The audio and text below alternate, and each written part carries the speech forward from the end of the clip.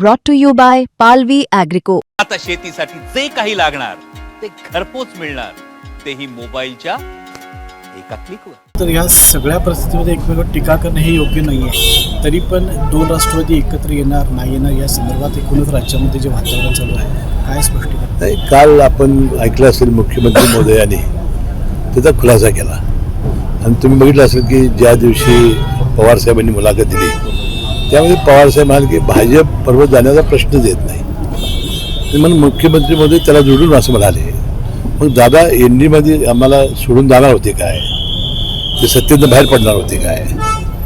त्यामुळं भारतीय जनता पक्षावर आपली बोलणी झालेली नाही असं मुख्यमंत्री महोदयांनी काल स्पष्ट केलेलं आहे. याबद्दलची महानगरपालिका, नगरपालिका आणि जिल्हा परिषदेच्या निवडणुकीच्या वेळेला अजितदादांची आणि त्यांची चर्चा झालेल्या होत्या हे स्पष्ट आहे.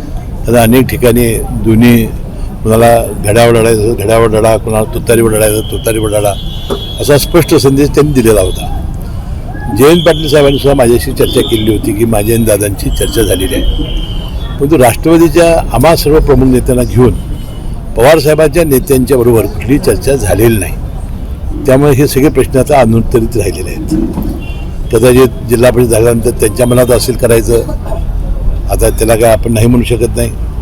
परंतु अशी चर्चा राष्ट्रवादी काँग्रेसच्या आमच्या नेतेमंडळींना घेऊन आणि पवारसाहेबांच्या नेतेमंडळींना घेऊन अशी कधी झालेली नाही, हे खरं आहे.